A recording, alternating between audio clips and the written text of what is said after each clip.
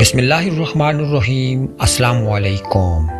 آپ دیکھ رہے ہیں چینل آواز دل اور میں ہوں آپ کا دوست، آپ کا اپنا آفتاب عارف۔ اللہ رحمان و رحیم کے حضور خلوص قلب سے دعا گو ہوں کہ اللہ پاک آپ کو اپنے حفظ و امان میں بخیر و عافیت رکھے۔ دوستو، بھائیوں، بزرگوں اور بہنوں، اگر آپ چینل پر نئے ہیں تو چینل کو سبسکرائب کر لیجئے گا تاکہ میری آنے والی سبق آموز ویڈیوز آپ تک بروقت پہنچ سکیں۔ آج میں آپ دوستوں، بھائیوں، بزرگوں اور بہنوں کے ساتھ ایک ایسا واقعہ شیئر کرنے جا رہا ہوں جس کا تعلق من حیثیت قوم ہمارے ساتھ منسلک ہے۔ اس امید پر کہ آپ کو یہ قصہ ضرور پسند آئے گا اور آپ اسے ضرور اپنے دوستوں تک پہنچانے کے لیے شیئر کریں گے۔ دوستو، بھائیوں، بزرگوں اور بہنوں، ایک دانا آدمی کی گاڑی گاؤں کے قریب خراب ہو گئی۔ اس نے سوچا کہ گاؤں سے کسی سے مدد لے لیتا ہوں۔ وہ جیسے ہی گاؤں میں داخل ہوا تو اس نے دیکھا ایک بوڑھا شخص چارپائی پر بیٹھا ہے اور اس کے قریب مرغیاں دانا چگ رہی ہیں۔ ان مرغیوں میں ایک باز کا بچہ بھی ہے جو مرغیوں کی طرح دانے چگ رہا ہے۔ وہ بہت حیران ہوا اور اپنی گاڑی تک کو بھول گیا۔ اس نے اس بوڑھے شخص سے دریافت کیا کہ یہ کیسے خلاف قدرت ممکن ہوا کہ ایک باز کا بچہ زمین پر مرغیوں کے ساتھ دانے چگ رہا ہے۔ تو اس بوڑھے شخص نے کہا، دراصل یہ باز کا بچہ صرف ایک دن کا تھا۔ جب یہ پہاڑ پر مجھے گرا ہوا ملا میں اسے اٹھا لایا تھا اور تب یہ زخمی تھا، میں نے اس کو مرہم پٹی کر کے مرغیوں کے بچوں کے ساتھ رکھ دیا۔ جب اس نے پہلی بار آنکھیں کھولی تو اس نے خود کو مرغی کے چوزوں کے درمیان پایا۔ یہ خود کو مرغی کا چوزا سمجھنے لگا اور دوسرے چوزوں کے ساتھ ساتھ اس نے بھی دانا چگنا سیکھ لیا۔ اس دانا شخص نے گاؤں والے سے درخواست کی کہ یہ باز کا بچہ مجھے عنایت کر دیں۔ اگر آپ چاہیں تو اس کی قیمت لے لیں یا تحفتاً مجھے دے دیں تاکہ میں اس پر تحقیق کر سکوں۔ اس گاؤں والے نے باز کا بچہ اس دانا شخص کو تحفے کے طور پر دے دیا۔ وہ اپنی گاڑی ٹھیک کروا کر اپنے گھر آ گیا۔ وہ روزانہ باز کے بچے کو چھت سے نیچے پھینک دیا کرتا، مگر باز کا بچہ مرغی کی طرح اپنے پروں کو سکیڑ کر گردن اس میں چھپا لیتا۔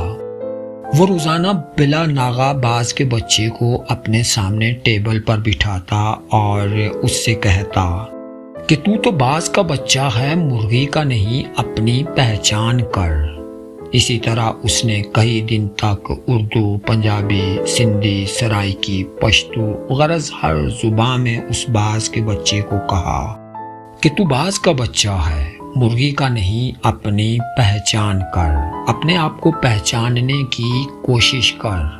آخر کار وہ دانا شخص ایک دن باز کے بچے کو لے کر ایک بلند ترین پہاڑ پر چلا گیا اور اسے کہنے لگا کہ خود کو پہچاننے کی کوشش کرو، تم باز کے بچے ہو۔ اور اس شخص نے یہ کہہ کر باز کے بچے کو پہاڑ کی بلندی سے نیچے پھینک دیا۔ باز کا بچہ ڈر گیا اور اس نے مرغی کی طرح اپنی گردن کو جھکا کر پروں کو سکیڑ لیا اور آنکھیں بند کر لی۔ تھوڑی دیر بعد اس نے آنکھیں کھولی تو اس نے دیکھا کہ زمین تو ابھی بہت دور ہے۔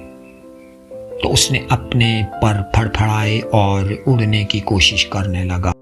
جیسے کوئی آپ کو دریا میں دھکا دے دے تو آپ کو تیرنا نہ بھی آتا ہو تو آپ ہاتھ پاؤں ضرور ماریں گے۔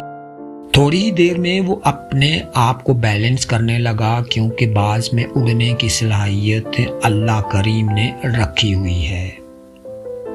تھوڑی ہی دیر میں وہ اونچا اڑنے لگا۔ وہ خوشی سے چیخنے لگا اور اوپر جانے لگا۔ کچھ ہی دیر میں وہ اس دانا شخص سے بھی اوپر نکل گیا اور نیچے نگاہیں کر کے اس کا احسان مند ہونے لگا۔ تو دانا شخص نے کہا، اے باز، میں نے تجھے تیری شناخت دی ہے، اپنے پاس سے کچھ نہیں دیا۔ یہ کمال صلاحیتیں تیرے اندر تیرے رب نے موجود رکھی تھی، مگر تو بے خبر تھا۔ دوستو، بھائیوں، بزرگوں اور بہنوں، یہی معاملہ ہم لوگوں کے ساتھ ہے۔ ہماری ایک خاص شناخت ہے، ہم ایک خاص امت کے اراکین ہیں، ہم ایک ایٹمی ملک کے شہری ہیں۔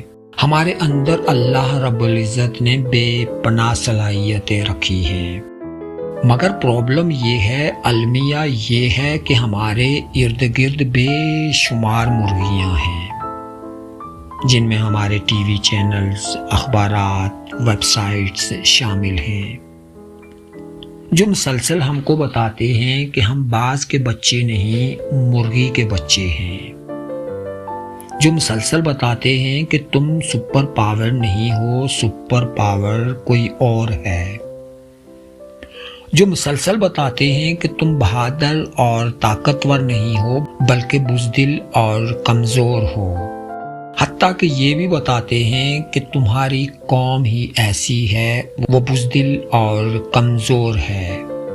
دوستو، بھائیوں، بہنوں اور بزرگوں، کامیابی کی شرط یہ ہے کہ ہم خود کو پہچاننے کی کوشش کریں، تاکہ ہم ایک بہترین امت، ایک بہترین قوم بن کر اس ملک کی تعمیر و ترقی میں اپنا کردار ادا کریں۔